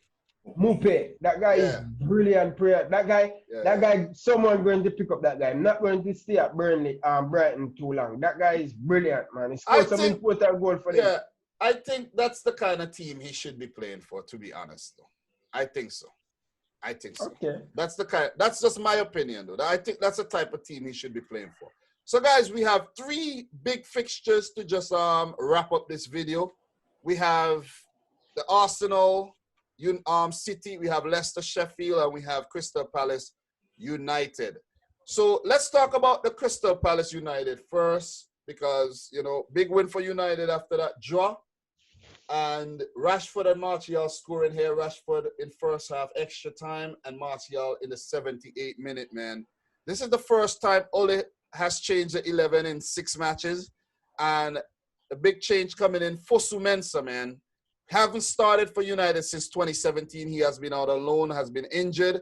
Came in at left back for the injured Shaw and Williams. Benteke also missed this after he picked up a red card in the last game. Wan-Bissaka coming up against his former side. Zaha coming up against his old team. Before we get into this, man, somebody need to get Zaha, man. Somebody need to get... This guy is too good, man. This guy is too good for Palace, man. Remember when I tell you that Wan-Bissaka is a class, right? But this guy needs Wan-Bissaka on a different level, bro. Yeah, this guy have Wan-Bissaka spinning around like a gig. I said, when these guys know each other, you know, in training, these guys practice on each other a lot, you know, so he will get into his psyche. Listen, man, listen. He should get a penalty too. He should get a penalty. Yeah. There was a penalty shout, and I was going to ask you guys about that too. That should have been a penalty. That should be a penalty. And that would have changed the whole outlook of the game, because the whole mindset would have changed as well. From what we see happening, that should have been given. And Crystal Palace, man, they've been dealt some bad hands lately. But after the restart, man, they haven't been good at all, man. They lost. Well, they won against Bournemouth, but then they lost to Liverpool, lost to Burnley, lost to Leicester, lost to Chelsea, lost to Villa, and now to United. Oh my goodness, man! Yeah, Palace for the last couple of years, they are so lucky, man. They're happy. They have an experienced manager, like. Look here, Palace, I think, gonna be in the relegation battle next season if they lose Zaha. That's why they don't want to lose. Yeah. So Rashford, he scored there, 4th minute of first half, extra time. That was a good goal. He put 2 Crystal Palace defenders on the floor to score that goal. That was a brilliant, set up by who? Bruno Fernandes. Jesus. Bruno Fernandes hit the post too. He should score. Yeah. That was a clear open chance, man. He should hit the back of the net. For me, if I was the English manager, I think Rashford is the best striker for England. That's just my. I had a Kane. Kane. But as I said, it's just the way how he plays. My personal preference. Look, Crystal Palace had a lot of chances in that first half. They could have scored, but they didn't take the chances. You know what I mean? De Gea had to come up with some saves as well. They should have scored. 1-0 at halftime. Then he scored, but VAR, chalk off that goal. That's just a little bit. Yeah. Margins, man. Margins. That would have changed the game too. That That Ayew goal. I was praying that it could. Listen, that was a. Because of Chelsea, right? No, not because of just Chelsea. Just as a neutral. That was a Zaha. That was a Zaha cross, right? Yeah, exactly. Yeah. But even as a neutral, if you look at that goal, remember. Even as a Chelsea. But I'm saying though. Man United is a strong favorite and then farm, and to see Crystal Palace get that go-ahead goal, it was different. No, it was an equalizer. It would have been an equalizer. Equalizer? Yeah. Yeah, did that be 1-1? Yeah. 1-1, all right. But that was a quality play, though. Yeah, and then Bruno Fernandes hit the post. That was that should have scored. He hit the post, and then look, that Rashford goal. No, that the Martial goal. When Bruno Fernandes nutmeg. The Crystal Palace player to pass to Rashford, who passed to Martial, and then Patrick Van Aanholt got injured and had to go off. That's the end of his season. I don't know what happened to Van Aanholt though. What happened to him? Did you guys know what happened? He fell awkwardly, and then I don't know if it was a head injury. I don't know what it was. I don't know what's happened. I don't remember exactly what happened. I'm not sure if it was a collision. It wasn't an obvious problem. But he had to get stretched off. There was 11 minutes. Yeah, it was 11 minutes of extra time. I didn't even watch the end of this game because, Man United had won the game already. Then not really, But because when I went to watch about the highlights, I did see that Zaha, he had a great chance saved. And then he, And at that time, I was like, yo, man, maybe City should actually sign this guy. Ha, ha, ha, ha, ha, ha, ha, ha. People would say financial fair play, right? Look, we should sign this guy. I don't care. We should make a statement and sign Zaha. There's no drawback. There's no negative about signing Zaha at this point because he's Premier League proven. He's in his prime age and he's very mobile. Only thing, it could be his temperament too, you know. Listen, that's just a minor. If a big good manager like probably a Klopp, I wouldn't say Pep, but probably a Klopp, that would be a minor. That wouldn't even fall under a kind of job. So United now go 62 points, fifth, and only goal difference separate them from Leicester City. Do you guys think? I know Palmer, you think Leicester gonna finish fifth, right? Yeah. Ryan, do you think Leicester gonna finish? Leicester going to finish third. Third? Yeah.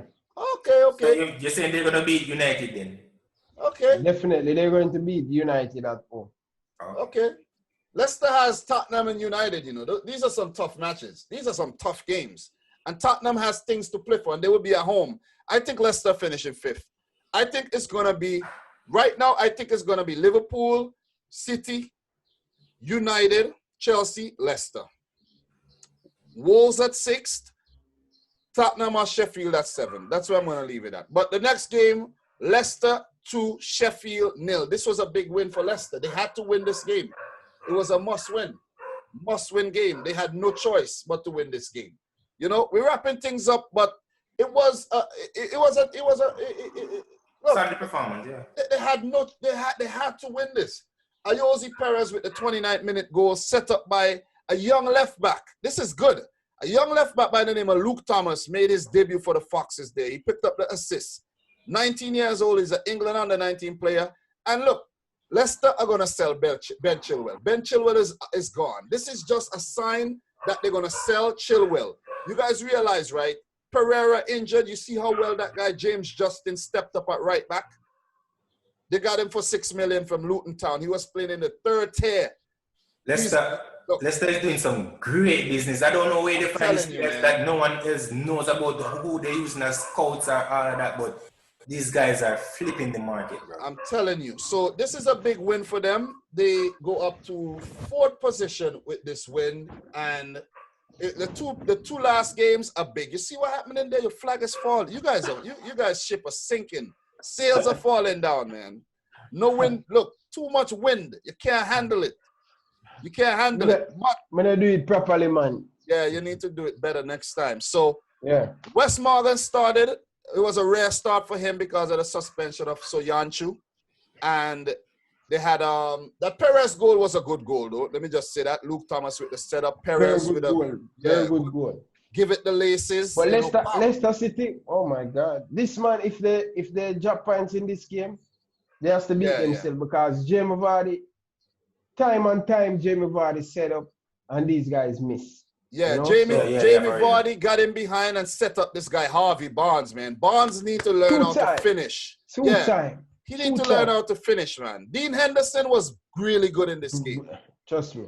When he had on the hat, on the opposite side and when he went up under the next end, this guy was good, man. This guy should be good.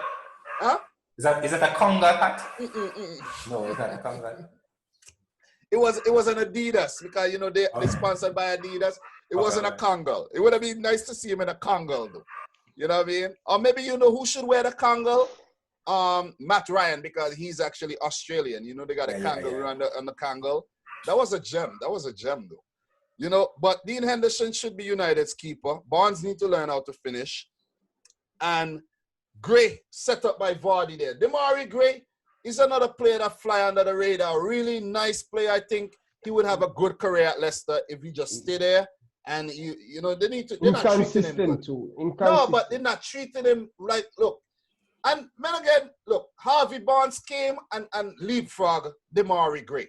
And that should have never happened. Because time and time again, you see who come off the bench and score, great. Who come off the bench and set up, great. So maybe that's his role. But when he start, him not giving. Maybe that's his role. That's his role. Came on him better when teams kind of a little bit tired with his quick and pace. And now you say team little bit tired. You know who was tired? You know who looked tired here? Sheffield looked tired in this game. They look tired. What do you think? Because they beat you guys. They beat you guys. And they got tired from beating Chelsea. I have that written down here. They have 5 shots, 1 on target. They look winded in this game. And hence the reason why they weren't up for it. They weren't up for it. So it took a lot for them to pull out that result as well. Yeah. So I did write something, the permutations for Leicester. So Leicester stay in the UCL race, tied on 62 points with United. They play Tottenham, fighting for Europa, and they play the last game against they play United. It's going to be a very crucial game in the grand scheme of things, because even if they lose or draw, right, to Spurs, let's say they lose or draw to Spurs, they must beat United. They have to beat United. They have to beat United. Even if United beat West Ham, like United could beat West Ham and go up to 65 points. Leicester could lose to Spurs and stay on 62 points. Then the game against Leicester and United is going to be a final. Because if it draws, United would go through. United would go through on points. But if Leicester win, Leicester would go through on goal difference, because Leicester actually has... if they don't lose by more than 3. Well, look. Yes, that is true, but that is not likely. I don't think that's going to happen right now. I'm just clarifying that part. I know. Very good. They have a plus 31. United got a plus 28. So it's going to be, look, it's fun. Is Brendan Rodgers going to drop it, or is he going to, pull it off? What do you guys think? Well, when I saw West Morgan got the start in this match, I was thinking, man, wonder if we can get the next Jamaican in the Champions League. I was wondering what he had to offer to even our national team, man. But I still think that Man United... He retired from international football. Yeah, he's done. Yeah, but when time somebody said they retired, that doesn't mean that they won't come back. That's true. But what I'm saying is that I still think Man United have the better team now and the better form, but anything can happen because Leicester has the capability, because they have been awesome all season, especially in the first part of the season. So anything can happen. It will be like a final, and it would be a cracker. It will be something that all of us should watch. It will be amazing. Look, it's gonna be fun, bro. It's gonna be fun. And we're gonna leave that right there and end up this video with Arsenal 2, Liverpool 1. Palmer, your thoughts on this, then Ryan, then I'm going to give my thoughts on this. All right. I'm not bashing anybody here. I'm not going to pass off any remarks. But I'm going to say, only person wanted this match on the Liverpool side is Sadio Mane. No one else wanted any result from this match. He was working. He was industrious. He was visible on the field. Salah and the others, they didn't look up for it, basically. Arsenal...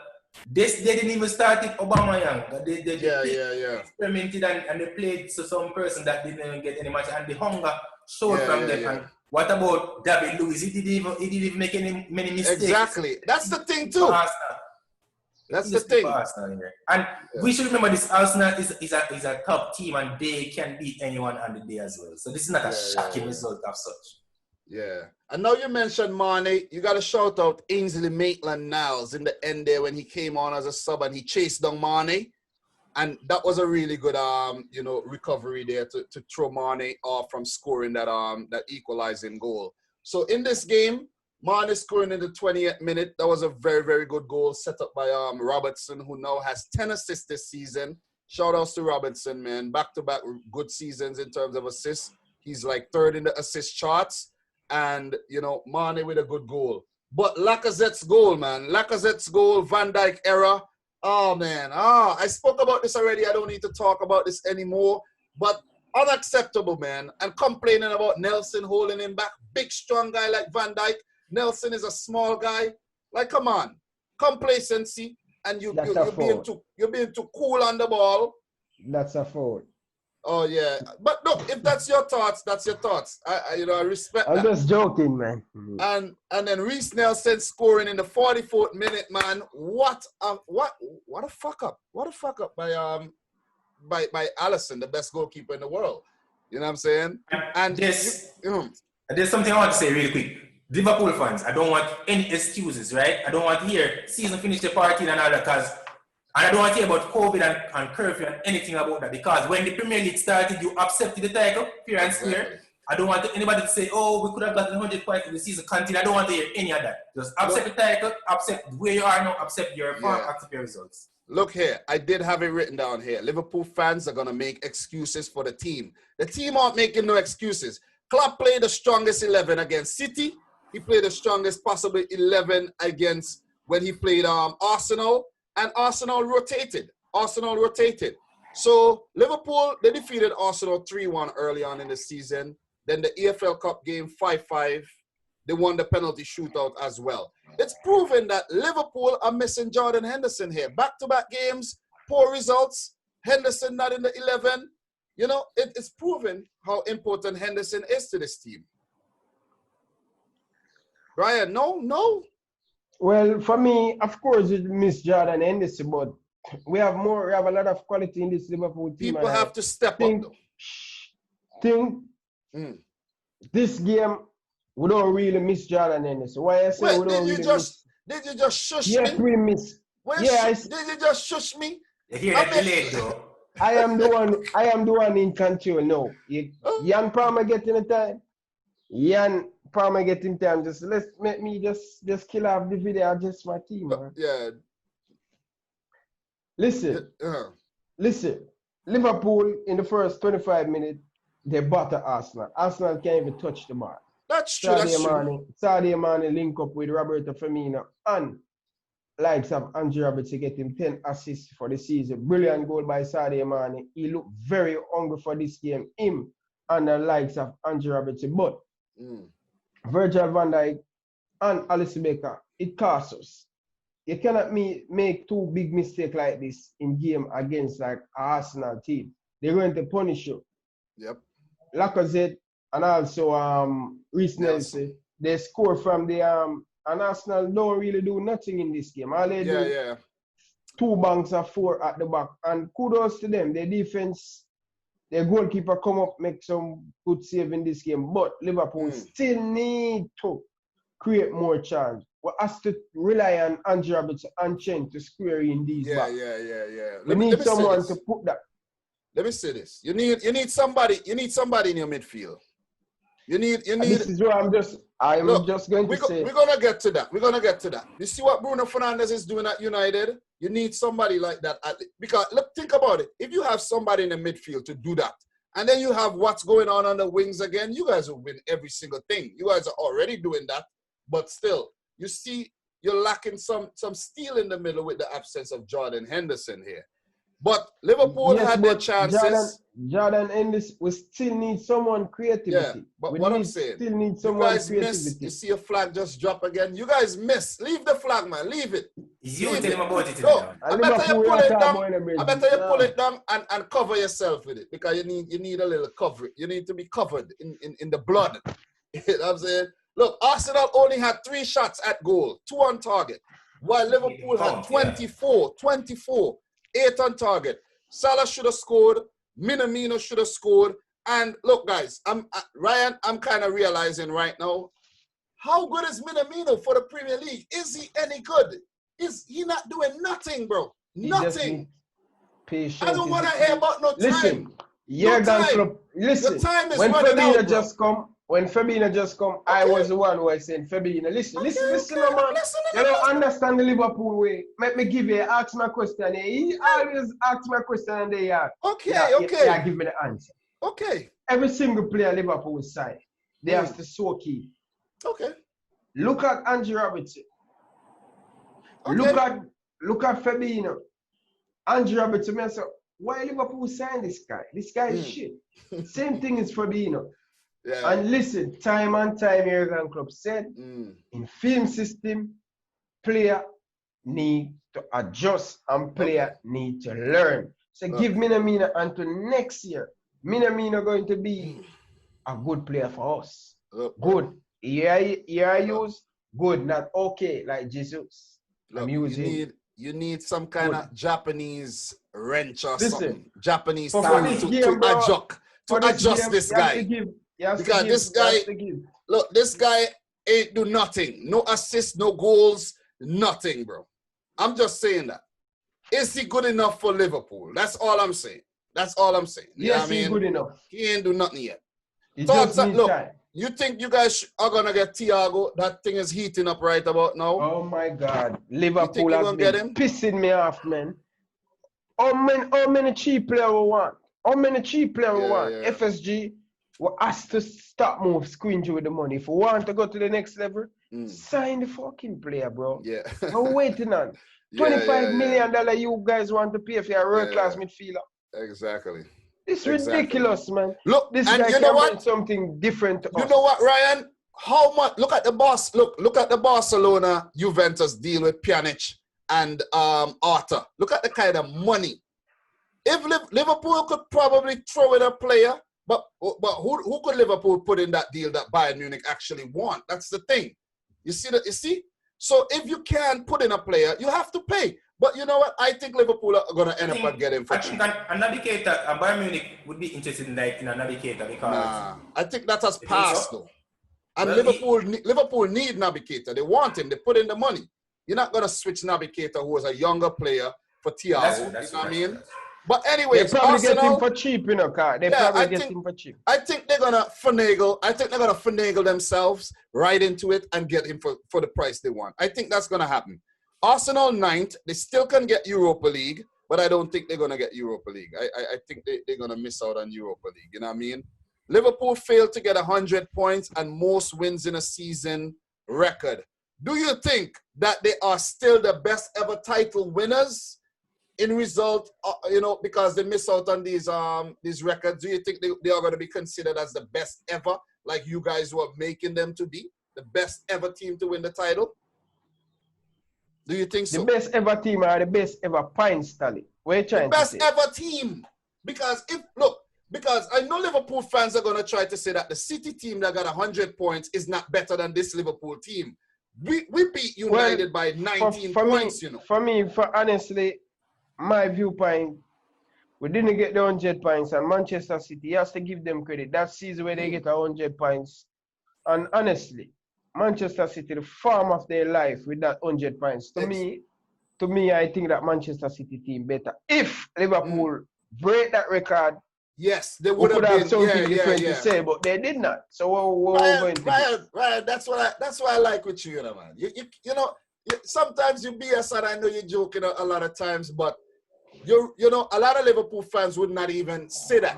That City team was really good. Even last year's City team, when we won 14 on a trot, to get the title, to take the title away from you guys last season, basically, it was yours already. And for us to do that, it was magnificent. Bro, Jen, you have to give credit where it's due, bro. The man, them deserve it, bro. And last day of the season, they beat Southampton. 1 goal, standing Jesus. Southampton make it. Wasn't it Brighton? Brighton. No, Southampton, man. Southampton play very hard that game. Oh, you're talking about the 100 point. The 100 point. Oh, yeah. That season with the likes of Vincent Kompany. And wait. Who scored a goal for the 100 points? And I'm telling you, Southampton. No, who scored a goal? Southampton. Oh? Jesus loves to score on the small team. Exactly. Southampton. Woohoo! Jesus. But anyways, Klopp was in shock. He was in shock for this result. No denying that. He was, when the mistakes happened, Klopp was like, what the hell just happened there? But you know who is pleased here? Arteta. Definitely. So guys, we're going to end things off here. You know, it has been real. It has been long. And we all have things to do. Definitely have things to do. So I'd like to thank you guys for coming back to do this. We're going to meet up again this weekend. Maybe Sunday might not be a good day. Maybe Monday or sometime we meet up. What you guys say? We'll figure that out. We'll figure that out. But we want to come back to talk about this thing. Even if it's late, we want to talk about it. You know what I mean? What are your thoughts on that really quick? We want to talk about that, right? We have games. We'll discuss it further. Yeah, Ryan put on his shades there. But games coming up, guys, to look forward for this weekend. Games that we would be talking about. West Ham, Watford. Norwich versus Burnley. Bournemouth, Southampton. Tottenham, Leicester. A big one on Sunday. Guys, the thing is, you know what I realized? we're not gonna meet up Sunday nor Monday. We're gonna actually have to meet up maybe probably Thursday or Friday. Thursday. That is when we're gonna meet up again, Thursday. And yeah, so it's a good thing I look at this because why the FA Cup? What are your predictions for the FA Cup semi-finals before we go, guys? Arsenal City tomorrow. Who do you think is gonna take that one? I'm going to pick Manchester City and I'm going to pick Chelsea. Well, Chelsea. You know what? I want to see this Manchester City team running up their mouth.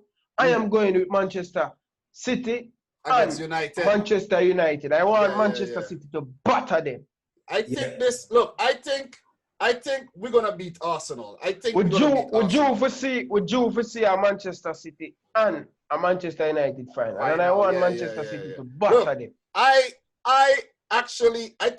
think look, any one of them could come. That was what I was say. I don't want to really predict a semi-final because any outcome can, but the scenarios that Ryan give are the most likely to happen. But Arsenal could beat City and Chelsea could beat United. But most anybody could beat anybody. This is the FA Cup. Yeah. Most likely. And being the FA Cup, the pedigree in it is with Arsenal and Chelsea. So we should have predicted them. But what confirmed now is City United is the right now. It's a Manchester derby. My thing, City, we should beat Arsenal, but anything could happen. Arsenal, Chelsea could beat United, but anything could happen. I'm gonna say on form, it's a United versus City final, and we are gonna win the thing again. We are gonna win the thing because if we make United beat us 4 times in a season, I'll be pissed off. But if United beat you 4 times and beat us 4 times, this is the United great season. Wait, United beat you guys 3 times this season too? Yeah, they beat us every time we meet too. That money. Yeah. That will never happen. Manchester United will never beat Manchester City in no final. That will never happen. Pep Guardiola, to make them look a mug beat them, you're crazy, that money. Guys, some news just came in. Andre Schürrle has retired from football, man. That's sad. Why? That's sad. 29 years old, man. Why? Whoa. Probably lost his love for the, playing, and I remember watching him back in 2014 playing for Chelsea. That's when I just actually got back into really, really watching Premier League. And I remember him running off the bench for Mourinho, man. Andre Schürrle.